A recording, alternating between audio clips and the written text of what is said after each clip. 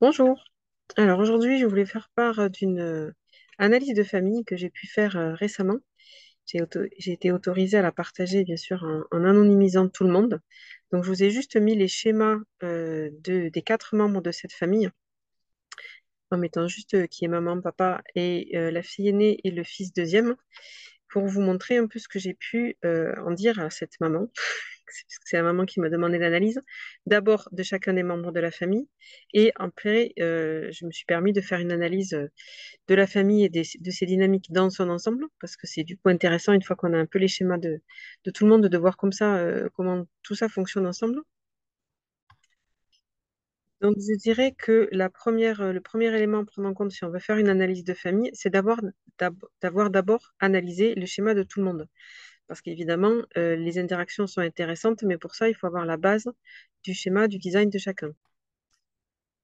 Ensuite, évidemment, plus chacun et chacune connaît son design et vit son design en conscience, plus évidemment ce sera facile pour tout le monde, pour soi et pour les autres, et pour les interactions. Mais évidemment, s'il y a au moins une personne sur la constellation, sur l'ensemble de la famille qui est au courant, ça peut déjà faciliter les choses. Donc, en regardant ces quatre schémas, la première chose qu'on remarque ici, c'est que nous avons un seul générateur, puisque nous avons une seule personne sur les quatre qui a le centre sacral défini, générateur manifesteur ici. Donc déjà, statistiquement, évidemment, c'est assez improbable, puisque les générateurs représentent 70% de la population. Mais bon, voilà, dans les familles, on trouve de tout. Il y a des familles où il n'y a pas un seul générateur, il y a des familles où ils sont tous générateurs purs. Je connais une famille de 6 personnes, où ils sont 5 générateurs purs, ce qui est statistiquement tout aussi improbable, en fait. Donc voilà, donc un papa générateur manifesteur, générateur manifesteur qu'on appelle pur avec le 34-20, le canal 34-20 en conscient et en inconscient. Donc c'est un vrai générateur manifesteur qui sera a priori, donc évidemment tout ça c'est à moduler en fonction du vécu réel de la famille, mais jusqu'à présent le retour que j'ai eu de cette famille en particulier, de cette maman, confirme que je suis tombée assez juste. Donc un papa générateur, le seul générateur sur quatre, générateur manifesteur, qui aura tendance probablement à être très rapide et à avoir beaucoup d'énergie, on va dire avoir envie de faire des choses beaucoup tout le temps, ça risque de poser des difficultés s'il attend que tout le monde ait la même énergie que lui et que tout le monde ait la même envie que lui de faire des trucs tout le temps. Bon, sachant qu'un 34-20, il peut aussi être très absorbé dans sa propre activité. Il est trop occupé pour faire quoi que ce soit d'autre que ce à quoi il est occupé là maintenant. Donc, du coup, il peut éventuellement s'occuper et faire ces trucs qui demandent beaucoup d'énergie, éventuellement, dans son coin et pas embêter les autres avec. Mais voilà, comme on a tendance en tant qu'humain à attendre que les autres fonctionnent de la même façon que nous, il peut s'attendre à ce que sa femme et ses enfants aient la même énergie que lui, ce qui ne sera pas le cas, puisque nous avons ici deux projecteurs que sont la maman et le fils et une fille manifesteur. Donc déjà, première chose, faire attention à ne pas imposer le même rythme du papa sur les trois autres membres de la famille. Les autres auront aussi besoin, a priori, de plus de repos que lui, de se coucher plus tôt, puisqu'il est recommandé aux personnes sacrales, donc les générateurs, générateurs, manifesteurs, de se coucher, de n'aller au lit qu'une fois qu'ils sont épuisés, qu'ils ont vraiment vidé leur énergie, leur réserve d'énergie, alors que les personnes non sacrales, réflecteurs, projecteurs et manifesteurs, il leur est recommandé de se coucher bien avant d'être fatigués pour justement éviter d'arriver au bout des réserves d'énergie qui sont moins importantes chez eux. À propos de sommeil, donc recommander à ce générateur manifesteur d'attendre d'être épuisé pour aller se coucher, mais aux autres non, surtout pas attendre d'être épuisé avant d'aller se coucher. De manière générale, le design recommande de dormir chacun dans sa propre aura pour vraiment pouvoir se régénérer la nuit. Et donc en particulier là pour le couple parental, un papa générateur et une maman projecteur, elle risque d'être parasitée par son énergie à lui, même la nuit, le soir, etc. Et donc, bon, je sais que le thème de faire chambre à part, c'est pas toujours très bien reçu. En tout cas, le design propose éventuellement d'essayer, de voir si on dort mieux quand on dort séparément, vraiment aussi loin que possible les uns des autres, en fait, pour pas être, parce que si on est des deux côtés de la même cloison, dans deux chambres séparées, ben, au niveau énergétique, c'est comme si on était dans la même bulle, en fait. L'aura traverse les murs. Donc l'idée, c'est de dormir dans sa propre bulle énergétique pour pouvoir se régénérer au mieux. Ensuite, ce qu'on remarque ici dans ces schémas, c'est que le papa ici a le canal 21-45 et la fille aînée aussi, le canal 21-45, que n'ont pas donc les deux autres membres de la famille. En sachant que donc le canal 21-45 est le canal du chef de tribu et que cette jeune fille ici de 12 ans est manifesteur.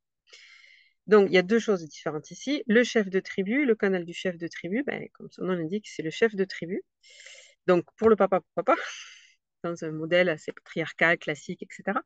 Mais pour la fille de 12 ans, ça risque de moins bien se passer. Donc, évidemment, il faut voir sur le moment de la famille comment ça se passe, etc.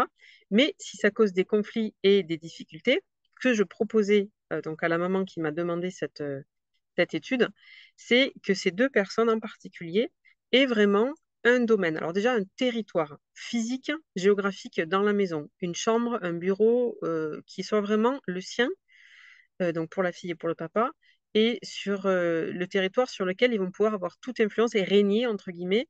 C'est ce qu'on recommande pour les personnes qui ont ce canal-là, et même pour des enfants, même s'ils n'ont pas de chambre à eux, qu'ils aient par exemple un coin du salon ou une partie de la maison qui est vraiment leur territoire à eux et sur lequel personne ne va venir empiéter, sauf sur invitation, etc. Donc, que ces deux personnes-là aient vraiment leur territoire dans la maison et éventuellement, suivant encore une fois la configuration de la famille, que ces deux personnes-là décident de certaines choses pour le reste de la famille, en accord avec tout le monde, etc. En sachant que voilà, le manifesteur, il est vraiment pas fait pour personne n'est fait pour répondre à des ordres, pour obéir à des ordres. Mais en particulier le manifesteur, il est vraiment là pour suivre son propre chemin. Et un manifesteur enfant, même un enfant aîné, il n'est pas fait pour suivre les ordres de la famille. Il est recommandé aux parents de manifesteurs d'informer leurs enfants et d'espérer que l'enfant manifesteur accepte de participer aux tâches générales de la famille par désir de contribuer, etc., etc. Donc, évidemment, plus l'enfant est impliqué, plus il aura cette envie spontanée de contribuer, de participer, mais de ne pas attendre de l'enfant manifesteur qui se plie simplement parce qu'on le dit et c'est comme ça, etc. Donc, trouver avec l'enfant manifesteur des façons de faire qui soient respectueuses de sa nature qui est a priori fondamentalement euh, à vouloir faire les choses à sa façon, surtout et surtout pas répondre aux autres. En fait. Sinon, au niveau des centres, on remarque que ici, maman et la fille aînée ont un centre émotionnel défini, alors que papa et le fils second n'ont pas de centre émotionnel défini. Alors, il se trouve que du coup, on retombe dans le cliché des êtres féminins émotionnels et des êtres masculins non émotionnels. C'est un pur hasard ici, parce que là, pour le coup, c'est réparti de façon statistiquement avérée, c'est-à-dire qu'il y a 50% de la population qui a un centre émotionnel défini et 50% de la population qui n'ont pas de centre émotionnel défini. Donc ici, on les retrouve. Et donc, il se peut que les deux mâles de la famille se sentent submergés régulièrement, potentiellement, par les émotions des deux personnes féminines de la famille. Auquel cas, donc déjà, savoir que maman et la fille aînée sont potentiellement plus émotionnelles et traversées de vagues émotionnelles plus fréquentes et plus euh, naturelles, on va dire, que le papa et le fils et savoir que ce sera naturel aussi pour le papa et le fils de ressentir ces émotions encore plus fort que si c'était les leurs propres, et peut-être aussi d'exagérer le ressenti. Euh, Par exemple, si maman se sent triste, papa à côté peut sentir qu'elle est incroyablement triste et profondément triste, alors que pour elle, c'est juste une tristesse qui va passer comme d'autres émotions qui passent, qui sont la vie quotidienne d'un être émotionnel, et je sais de quoi je parle parce que je suis émotionnelle. Donc voilà, les êtres non émotionnels ont tendance à faire toute une montagne des émotions que traversent les êtres émotionnels. Alors que pour les êtres émotionnels, c'est juste naturel d'être traversé par tout ça. Donc, ça peut être juste le savoir déjà dans la famille, pour le papa et le fils, de savoir que ce qui se passe au niveau émotionnel n'est pas forcément lié à eux, c'est pas forcément leur faute, leur responsabilité, et leur apprendre à prendre du recul avec ces émotions qui traversent la maman et la fille. Et pour elles, essayer de ne pas non plus imposer leurs émotions trop aux personnes non émotionnelles de la famille, prendre du recul et éventuellement communiquer sur les émotions en disant ben là je traverse une vague de tristesse, ça n'a rien à voir avec vous, ça va passer, vous inquiétez pas. Ou alors là je suis à fond, je suis super enthousiaste, j'ai beaucoup d'énergie, voilà. Et surtout pour les personnes émotionnelles à ce moment-là, de ne pas prendre de décision dans cette vague très haute comme dans les vagues très basses d'ailleurs. Et globalement, pour le reste de la famille, pour la famille dans son ensemble, ça peut être intéressant régulièrement de prendre la distance physiquement pour pas justement pour que les deux personnes au centre émotionnel non défini puissent se décharger et pour que les personnes émotionnelles puissent vivre leurs émotions sans éventuellement être parasitées par quelqu'un qui les prend trop proche. Donc sinon, ce qu'on remarque aussi, c'est que les parents ont tous les deux la racine définie, alors que les enfants n'ont pas la racine définie.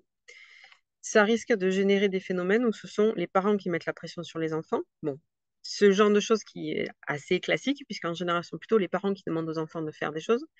Mais en sachant que les enfants vont capter, amplifier cette pression ressentie de la racine et que ça risque de les pousser à donc déjà se sentir mal à l'aise, hein, de sentir qu'on les pousse aux fesses un peu et que c'est pas forcément leur truc, sachant qu'ils sont tous les deux en plus des êtres non générateurs, non sacros, donc pas forcément ils fonctionnent pas sur cette énergie physique et sur cette adrénaline, là où les parents aiment peut-être fonctionner sur cette énergie forte de la racine, de l'adrénaline qui pousse, alors que les enfants seront beaucoup plus sensibles au stress et qui sera peut-être tout indiqué pour eux, de leur proposer éventuellement de faire des choses, de ne pas leur imposer de faire des choses trop rapidement, etc. De manière générale, donc, laisser aux enfants toute latitude, autant que possible, de faire les choses à leur rythme, au moment où ils en ont envie, sans les mettre sous pression. Une autre pression peut être ressentie ici par le fils, qui est le seul à ne pas avoir l'ego défini. Alors, encore une fois, statistiquement, c'est complètement improbable d'avoir 3 personnes sur 4 avec un ego défini, puisque l'ego défini, c'est une personne sur 3 normalement. Et donc, on a ici un fils dernier, en plus le dernier de la famille, qui se retrouve dans un environnement chargé d'énergie de l'ego. En design humain, l'ego, c'est pas ce dont on parle ici dans les milieux spirituels, moi. Mais il y a quand même un peu de ce truc de moi, je fais les choses, j'ai la volonté, je vais au bout, je prends des engagements, je vais au bout, j'ai envie de m'améliorer, j'ai envie d'apprendre de nouvelles choses, j'ai envie de me dépasser, etc. Ce qui ne sera pas du tout sain pour cet enfant-là. Donc, faire attention donc, que ce sont des modes de fonctionnement complètement différents et faire attention que ces 3 personnes ne mettent pas la pression sur le petit dernier pour qu'il se dépasse, pour qu'il se mette en valeur, pour qu'il fasse ses preuves, etc. Parce que lui, il n'est pas du tout là pour ça. Cette espèce d'esprit de compétition, pour les personnes qui ont l'ego défini, c'est très sain. Ça peut être sain, ça peut être très malsain, évidemment, mais ça peut être au niveau du fonctionnement énergétique bien de se dire je vais au bout, je me dépasse, cette fois-ci, je vais faire mieux que la dernière fois, etc. Tout en sachant que l'ego est un moteur, mais il faut aussi se reposer, sinon on risque des problèmes, évidemment. Mais pour la personne de l'ego défini, elle n'est pas du tout là pour ça. Elle n'est pas du tout là pour faire ses preuves, elle n'est pas du tout là pour chercher l'assentiment des autres sur ce qu'elle fait, pas du tout là pour aller au-delà de ses limites, etc. Donc attention que le petit dernier ne prenne pas tout ça trop dans la figure. Au niveau des centres encore, une autre observation, on voit ici que le papa est le seul à ne pas avoir le centre G défini. Donc le centre G, le losange jaune, le centre de l'identité de l'amour et de la direction. Donc une des caractéristiques spécifiques pour les personnes qui ont un centre G non défini, c'est qu'elles sont vraiment très très sensibles aux lieux et que les bons lieux vont leur amener les bonnes personnes. Alors que pour un centre G défini, ce sera moins pertinent et ce sera moins crucial. Donc, autant que possible, quand ces 4-là sont ensemble, ce serait plutôt au papa de choisir le lieu dans lequel lui, il est en tout cas, et éventuellement dans lequel est toute la famille. S'ils arrivent, par exemple, dans un restaurant, que ce soit à lui de choisir leur table et sa place à cette table. Quand ils arrivent dans un camping, par exemple, pour des vacances, que ce soit à lui de choisir l'emplacement, parce que pour lui, ce sera beaucoup plus impactant d'être dans un endroit qui ne lui convient pas, là où les 3 autres, ce sera moins critique, en fait. Donc, laisser la priorité aux personnes au centre G non défini de choisir leur environnement physique, vraiment dans quelle partie de la pièce, dans quelle partie d'une salle de restaurant, etc. Et autant que possible, lui laisser la latitude de partir s'il se sent vraiment pas à l'aise, parce qu'il y a des chances que ça lui apporte des mauvaises expériences, en fait. Donc voilà pour cette ébauche très très rapide évidemment d'une analyse de famille. Il y aurait encore évidemment beaucoup à dire, de regarder aussi les détails des canaux, notamment dans le cadre d'une analyse Penta que je ne vais pas communiquer ici là maintenant, mais il y a encore bien sûr beaucoup de détails intéressants à découvrir. Et puis plus on creuse chaque schéma, plus on voit les différences de chacun, etc., les particularités de chacun. Mais je trouve que c'est génial d'avoir cet outil du design qui permet comme ça, démêler un peu les dynamiques familiales et de voir que souvent, ce qu'on considère comme des problèmes, c'est juste les clashs, en fait, ou les frictions entre différents modes de fonctionnement et qu'en soi, rien n'est mauvais ou rien n'est moins bien qu'autre chose, surtout quand on a ici un centre ego non défini, comme le petit dernier, n'est-ce pas? Et de voir que chacun a tout à fait sa place et que chacun fonctionne simplement comme il est. Et l'idéal du design, c'est de proposer à chacun d'être simplement dans sa nature et de ne pas l'embêter en lui faisant notamment des demandes qui ne sont pas adaptées à son design.